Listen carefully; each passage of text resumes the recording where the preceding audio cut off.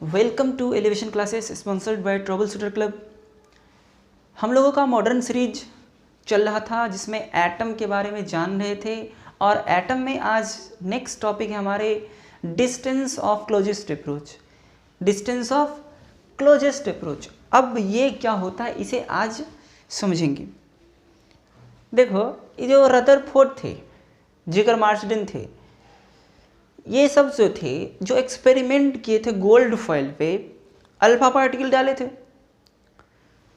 तो भाई कॉन्सेप्ट फिर आगे ये निकला कि जो अल्फा पार्टिकल है गया जो गोल्ड फॉइल पे, तो उसमें तो एटम था जो स्फेरिकल था, तो एटम के अंदर गया, एटम के अंदर कुछ दूर गया भी, और फिर वो अल्फा पार्टिकल कुछ कुछ एंगल से भागने लगा था, कुछ कुछ एंगल से भागने लगा था। तो ये जो कुछ कुछ एंगल से भागने लगा था,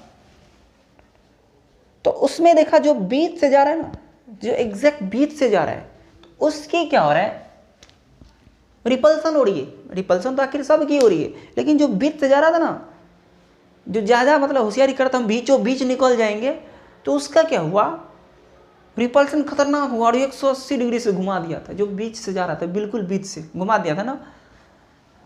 तो देखो बात ये थी कि ये हमारे क्या थे, ये हमारे क्या थे, एटम मान लेता हूँ। ये क्या है, एटम। एटम के अंदर क्या है, न्यूक्लियस। ये बीच में न्यूक्लियस है जहाँ पे पॉजिटिव चार्ज होते हैं। ये क्या है, न्यूक्लियस। ये कहती है न्यूक्लियस है, इसमें पॉजिटिव चार्ज होते हैं, बाकी इलेक्ट्रॉन ऑर्बिट पे घूमते रहते हैं। ठीक है भाई।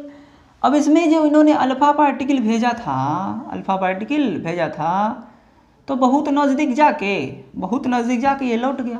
बहुत नज़दीक, इतना एकदम जितना संभव है उतना नज़दीक गया। ये गया अल्फा पार्टिकल और जाके लौट गया। कथी हुआ, जाके लौट गया। कहाँ से, यहाँ से। क्यों, क्योंकि ये अल्फा पार्टिकल क्या है, हीलियम प्लस प्लस है, पॉजिटिवली चार्ज है।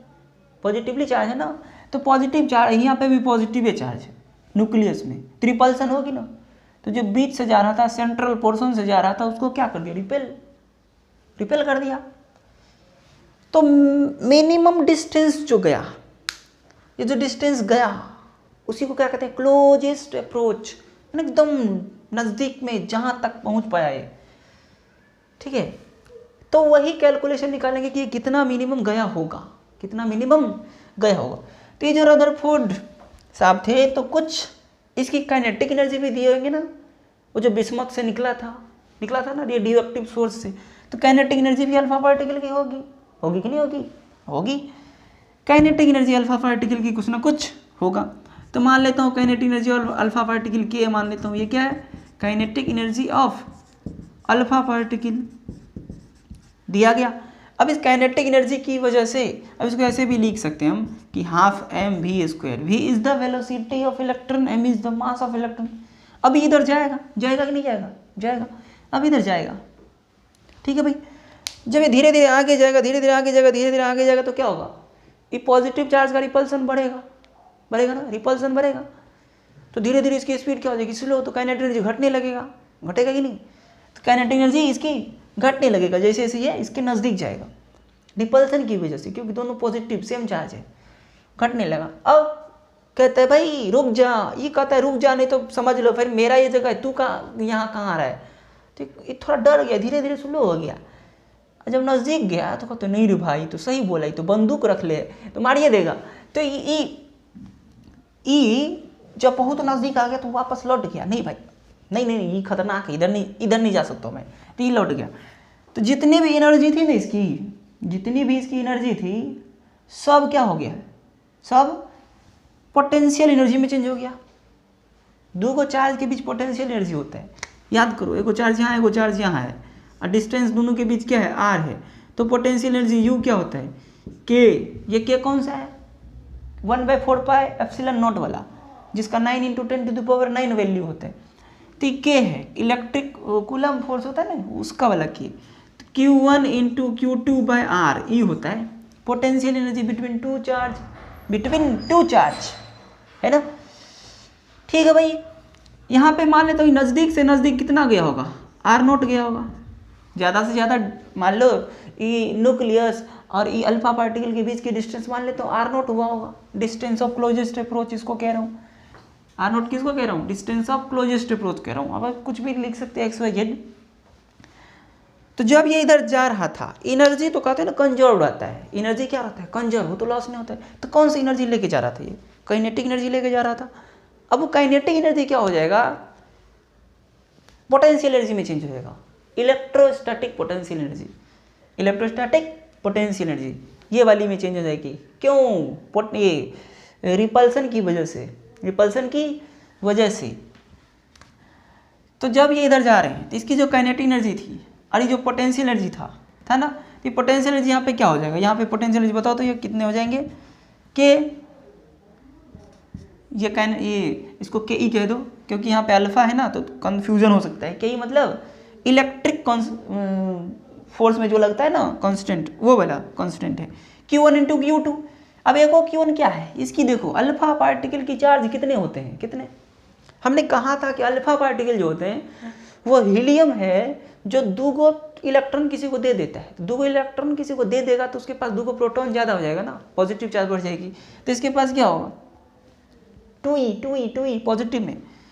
तो इसका चार्ज हो गया 2e, इसका चार्ज 2e, ठीक है 2e, इसीलिए तो 2 प्लस लिखा है। अब माइनस में रहता तो -2e लिखते हैं, इसमें तो प्लस है तो +2e लिखा। अब ठीक है भाई, अब दूसरा कौन है? ये। अब इस पे बताओ कितने चार्ज है? अब ये कोई भी न्यूक्लियस हो सकता है। अगर गोल्ड है तो उसकी 79 होते हैं एटॉमिक नंबर, प्रोटॉन 79 होते हैं। तो यहाँ पे 79 को प्रोटॉन होगा, मतलब जो भी है उसकी जो एटॉमिक नंबर है ना, क्या है? Atomic number. एटॉमिक नंबर को तो जेड से लिखते हैं। कैसे लिखते हैं? जेड से। तो जेड ई हो जाएगा। एटॉमिक नंबर जितनी है, मान लो 10 है तो 10 प्रोटॉन है, 10 प्रोटॉन है। एक प्रोटॉन पे तो 1.6 × 10⁻⁹ कूलम चार्ज होते हैं। तो ई से मल्टीप्लाई तो करना पड़ेगा ना। ठीक है भाई, तो ये हो गया मेरा पूरा Q1 into Q2 by are. Are क्या कितने नज़दीक तक जाएगा? उसी को तो डिस्टेंस ऑफ क्लोजेस्ट अप्रोच कहेंगे। तो ये आर नोट हो जाएगा। यहाँ पे होगा कि नहीं होगा? अब ई एनर्जी इसमें चेंज हो गया फ्रॉम एनर्जी कंजर्वेशन। ये एनर्जी क्या हो जाएगा? कौन सी कंजर्वेशन? Energy conservation. कौन सी? एनर्जी कंजर्वेशन से एक काइनेटिक एनर्जी अल्फा पार्टिकल मस्ती में लेके आ रहा था और बदल गया पोटेंशियल एनर्जी में, बदल गया, अब भाग गया नीचे पीछे। अभी काइनेटिक एनर्जी अल्फा पार्टिकल देख लो भाई कितना है भाई, इसे भाई ऐसे रहने दो, मर्जी हो। अगर वेलोसिटी दिया हो तो ये लिख सकते हैं, kinetic energy of alpha particle ही दिया हो तो यही रहो, कोई दिक्कत नहीं है। अब ई बराबर ई, यानी काइनेटिक एनर्जी ये के E 2ZE² bye are note. देखो 2ZE² बाय आर नोट होगी कि नहीं होगी? तो 2ZE² बाय आर नोट हुई कि नहीं हुई? यही आर नोट ही तो निकालना है भाई। तो आर नोट क्या हो जाएगा?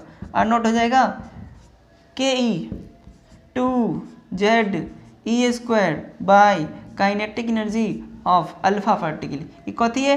Kinetic energy of alpha particle. वहाँ पे ½mv² भी लिख सकते हैं। यही है डिस्टेंस ऑफ क्लोजेस्ट अप्रोच। क्या है भाई? डिस्टेंस ऑफ क्लोजेस्ट अप्रोच, यानी कि डिस्टेंस ऑफ क्लोजेस्ट अप्रोच, यानी कि नज़दीक से नज़दीक यहाँ तक जा पाएगा, इससे नज़दीक नहीं जा पाएगा। हाँ, अब बात ये है अलग। देखो kinetic energy of alpha particle जो हमने भेजा किसकी? अल्फा पार्टिकल की। तो काइनेटिक एनर्जी अगर ज़्यादा होगी तो देखो ये सब तो वही है, ये सब तो बदलेगा नहीं। ये कांस्टेंट है जेड। मान लो जो भी न्यूक्लियस लिया उसकी तो जेड कांस्टेंट रहेगा, एटम का ई कांस्टेंट है। अगर काइनेटिक हम जो भेज रहे हैं उसकी एनर्जी ज़्यादा दूंगा, अब सीधी सी बात है, मान लो कोई बॉल फेंका, मैं कोई बॉल फेंका किसी बालू में, जितनी बालू में फेंका या मिट्टी में फेंक रहा हूँ, किसी भी कचरे में फेंक रहा हूँ, तो जितनी तेज से फेंकूंगा उतनी नीचे जाएगी ना। तो जितनी काइनेटिक एनर्जी से फेंकूंगा उतनी नज़दीक जाएगी, है ना? लॉजिकली तो ये होनी चाहिए। तो काइनेटिक एनर्जी अगर ज़्यादा होगी तो यहाँ पे आर नोट क्या होगी? कम, यानी कि ज़्यादा, मतलब और तब वही ज़्यादा दूर तक जाएगा। आर नोट कम हो जाएगा ना काइनेटिक एनर्जी ज़्यादा देंगे तो तो ये चीज़ है कि भाई आर नोट काइनेटिक एनर्जी क्या होती है, इनवर्सली प्रोपोर्शनल होता है, यानी कि आर नोट और इसकी वेलोसिटी भी इनवर्सली प्रोपोर्शनल होगा। वेलोसिटी ज़्यादा होगी, खूब रफ्तार में डालूंगा तो खूब नज़दीक जाएगा।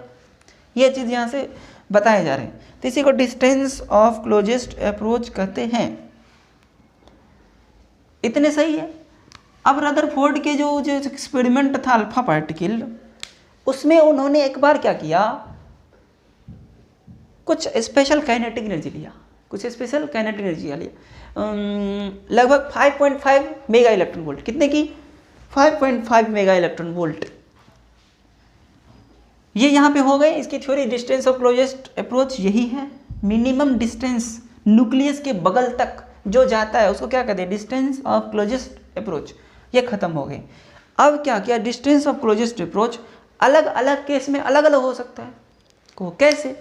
अगर मैं अलग अलग एटम लूंगा तो ये जेड अलग अलग होगा ना, एटॉमिक नंबर जेड अलग अलग होगा, तो ये ऑब्वियस सी बात है कि आर नॉट अलग अलग होगा कि नहीं होगा, ये चीज़ होगी। तो रदरफोर्ड के जो एक्सपेरिमेंट थे अल्फा पार्टिकल स्कैटरिंग वाले, तो उसमें तो जेड था 79, क्योंकि गोल्ड था वो, गोल्ड। तो for Rutherford experiment, Rutherford's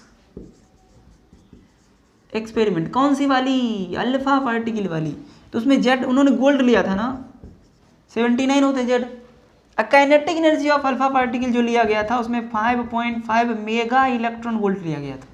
mega electron volt, mega मतलब क्या होता है, 5.5 10 to the power 6 electron volt. Mega मतलब 10 टू द पावर 6।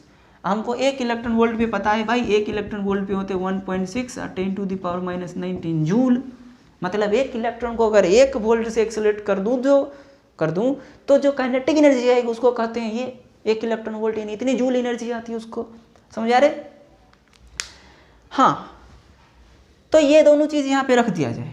ई तो कांस्टेंट है, के ई कितना है भाई, के ई जिसको हम लोग 1/4πε0 कहते हैं, वो होते हैं 9 × 10 टू द पावर 9 होते हैं ना, यहाँ से निकाल लो। ठीक है, तो इसकी यूनिट हो जाएगा हमारा, जैसे देखो फोर्स के लिए क्या थे फॉर्मूले, फोर्स था के Q1 Q2/r², इलेक्ट्रिक फोर्स था ना, कूलम फोर्स, इलेक्ट्रोस्टैटिक फोर्स ये था ना। तो इसकी यूनिट देखो कैसे निकालते हैं, इसकी यूनिट निकाल लेना, जिसको के ही कहे हैं यहाँ पे, FR² क्रॉस मल्टीप्लाई, तो newton metre square divided by coulomb into coulomb, newton metre square divided by coulomb into coulomb, coulomb square. तो इसकी यूनिट क्या होगी, newton metre square by coulomb square. देख लो, newton metre square by coulomb square के E की हो जाएगा, और अगर ई नोट की पूछेगा तो इसकी पलटी हो जाएगा, पलटी हो जाएगा, कूलम स्क्वायर पर न्यूटन मीटर स्क्वायर हो जाएगा। तो ये सब चीज़ यहाँ पे डाल दिया जाए। और ई तो पता है भाई 1.6 10 टू द पावर -19, ई का मतलब होता है 1.6 10 टू द पावर -19 कूलम्ब। तो सब कुछ यहाँ पे रखा हुआ है। देखो के ई रख दिया मैंने ऐसा यूनिट में, 2 तो 2a होता है, जेड रख दिया, ई रख दिया, के अल्फा रख दिया, इन सब को रख दिया जाए। अब कहोगे कि 5 इतना रख दूंगा के अल्फा, क्या नहीं, उतना नहीं रखूंगा, क्योंकि हमारे जो यूनिट चल रहे वो ऐसा यूनिट में चल रहे।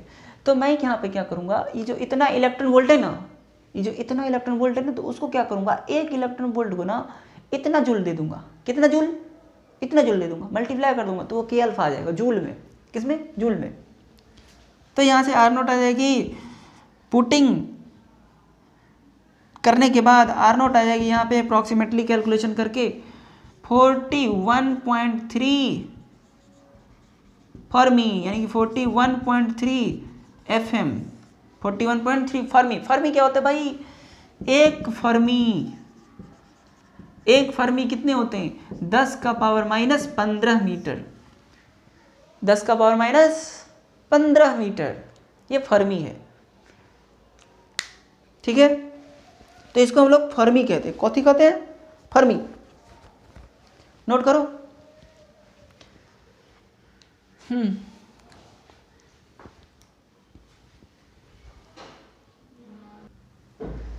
ठीक है, तो हमने देखा कि distance of closest approach 41.3 Fermi था इन द केस ऑफ किस में, गोल्ड के केस में, जब जेड कितना था 79 फर्मी। ठीक है भाई। रेडियस जो होते हैं एटम की, ये न्यूक्लियस की, अब ये एटम के अंदर गया था ना अल्फा पार्टिकल, न्यूक्लियस के बगल से टकरा के चली गई थी, डरा के रिपल्सन हो गया था। तो रेडियस जो न्यूक्लियस की होती है वो इसी के अराउंड होता है, थोड़ा इससे कम, यानी कि कुछ फर्मी होते हैं, कुछ फर्मी के ऑर्डर में ही होते हैं। ये अभी 41.3 फर्मी था। तो ये अलग अलग एटम के लिए अलग अलग डिस्टेंस ऑफ क्लोजेस्ट अप्रोच आएगा। तो कुछ फर्मी ही, यानी कि कुछ फर्मी ही न्यूक्लियस के रेडियस भी होते हैं, यानी कि अभी जो एक्सपेरिमेंट किया था उसके अराउंड होते हैं रेडियस भी। अब डिपेंड करेगा कि आपने कैसी काइनेटिक एनर्जी दिया, जितनी ज़्यादा देते उतना नज़दीक जा पाता है ये भी मैंने बताया। तो radius of nucleus is about some fermi, कुछ फर्मी होते हैं, कुछ फर्मी याद रखना है, 10⁻⁻15 के ऑर्डर में ही होते हैं। और एटम की रेडियस 10 का यानी कुछ एंगस्ट्रम में होते हैं, कुछ एंगस्ट्रम में। इसीलिए तो एटम की साइज कहते हैं बड़े होते हैं, किससे, न्यूक्लियस से, है ना, इसी वजह से। अब है हमारा इम्पैक्ट पैरामीटर। कथी है इम्पैक्ट पैरामीटर, वो क्या होता है? तो होता ये है, जैसे मैं फिगर बना लूं पहले, क्या हमारा इम्पैक्ट पैरामीटर, इम्पैक्ट। ठीक है भाई, ये एटम था, इसके अंदर न्यूक्लियस था, मान लो ये न्यूक्लियस है, कथी है न्यूक्लियस, ये न्यूक्लियस है। हाई यहाँ से देखा, किसी ने देखा, अरे भाई जो बीच से जो अल्फा पार्टिकल उसको तो भगा ही दिया, ये तो डर के भाग गया, हम नहीं जाएंगे उस बीच से, हम नहीं जाएंगे उस, हम तो ऊपर से जाएंगे, हम तो ऊपर से जाएंगे। तो इसमें तो पॉजिटिव चार्ज होते हैं। तो एक सेंट्रल पोर्शन मान लो कि लोगों ने मतलब कुछ अल्फा पार्टिकल ने ऑब्जर्व किया कि इस बीच से नहीं जाऊँगा भाई, इस बीच से जाता तो भगा देता, हम नहीं जाएंगे भाई इस बीच से। तो ये बीच, इसको सेंट्रल पोर्शन कहते हैं, सेंट्रल पोर्शन। ठीक, वहाँ से लाइन बना दिया सेंटर से। तो इस सेंट्रल पोर्शन से जितना परपेंडिकुलर डिस्टेंस हो, ठीक है, इस सेंट्रल पोर्शन से, यानी सेंटर से जो परपेंडिकुलर डिस्टेंस होगी अल्फा पार्टिकल की जो आ रही है, उसको कहते हैं इम्पैक्ट पैरामीटर। इस बीच से तो कोई जाने की हिम्मत नहीं कर रहा है, कहते भाई इस बीच से जाऊंगा ना तो भगा देगा, जाने भी नहीं देगा उस पर जाने भी नहीं देगा। क्यों जाऊं भाई, क्यों रिस्क लूं? तो रिस्क नहीं लेना चाहता है, तो कुछ ऊपर से जाता है, कुछ ऊपर से जाता है। तो जितनी ऊपर से जाता है ना, उसी को कहते हैं इम्पैक्ट पैरामीटर। और जो जितना डरपोक रहता है उतना ऊपर से जाता है, जो जितना डरपोक उतना ऊपर से जाता है। नहीं भाई, नहीं, मैं रिस्क नहीं लेना चाहता भाई, मैं ऊपर से जाऊँगा, सीधा निकल जाऊँगा, हमको इससे कोई मतलब नहीं है, मैं नहीं जाऊँगा इधर से। तो जितनी ऊपर से जाती है ना, उसी को हम लोग क्या कहते हैं इम्पैक्ट पैरामीटर। मान लो कोई अल्फा पार्टिकल यहाँ से गया, ऐसे गया, ऐसे टकराने के बाद ऐसे भाग गया, रिपल्सन तो होगी। तो ऐसे बहुत सारे अलग अलग इम्पैक्ट पैरामीटर लेके जाएंगे। तो ये जो परपेंडिकुलर डिस्टेंस है, ये जो परपेंडिकुलर डिस्टेंस, इसको हम लोग बी कहते हैं। क्या कहते हैं? बी। बी मतलब इम्पैक्ट पैरामीटर, जनरली शो किए जाते हैं इम्पैक्ट पैरामीटर। तो सेंट्रल पोर्शन, यानी कि अब इसको डिफाइन कैसे करेंगे? तो देखो, ये कौन जा रहा है भाई? जा तो रहा है अल्फा पार्टिकल ना, कौन जा रहा है? Alpha particle. तो perpendicular distance of alpha particle from the centre of the nucleus. अब परपेंडिकुलर डिस्टेंस देखो, ई वाला लाइन पैरेलल है, तो परपेंडिकुलर डिस्टेंस तो हर जगह बराबर है ना होगा। तो यहाँ पे भी उतनी होगी, यहाँ पे भी उतनी होगी तो भाई। तो परपेंडिकुलर डिस्टेंस कहने का मतलब है कि अगर आपको परपेंडिकुलर डिस्टेंस करे तब ये भी निकाल लो या यहाँ पे निकाल लो। तो सेंटर ऑफ द न्यूक्लियस से अल्फा पार्टिकल की परपेंडिकुलर डिस्टेंस को पैरामीटर कहते हैं, इम्पैक्ट पैरामीटर। कब? तो जब अल्फा पार्टिकल कुछ ज्यादा दूर में हो तब। लिख लो द परपेंडिकुलर डिस्टेंस, ये क्या है? Perpendicular distance, perpendicular distance. तो परपेंडिकुलर लिख लो, perpendicular distance of alpha particle from the centre of the nucleus When the alpha particle is far away from the nucleus is called impact parameter. impact parameter तो ये कुछ angle से गया ना, ठीक है भाई, ऐसे बहुत सारे एंगल से जाएंगे, जो सीधा जाएगा ऐसे जो आएगा वैसे ही मुड़ जाएगा, ठीक है। अब देखो इसमें क्या देखने को मिला, जो ज़्यादा इम्पैक्ट पैरामीटर लेके चल रहा था यानी दूर से चल रहा था उसकी डेविएशन क्या होगी, कम, हमको पता है। जो ज़्यादा दूर से जा रहा था न्यूक्लियस से वो सीधे निकल गया था, तो जो जिसकी इम्पैक्ट पैरामीटर ज़्यादा होगी यानी न्यूक्लियस से ज़्यादा दूर ऊपर से जाएगी उसकी डेविएशन कम होगी, डिफ्लेक्शन कम होगी, है ना। और जो नज़दीक से जाएगी उसकी डिफ्लेक्शन ज़्यादा एंगल से होगी, है ना। जैसे मान लो यहाँ से कोई जाएगा ऐसे जाएगा तो ऐसे भागेगा ना, ये चीज़ें होगी।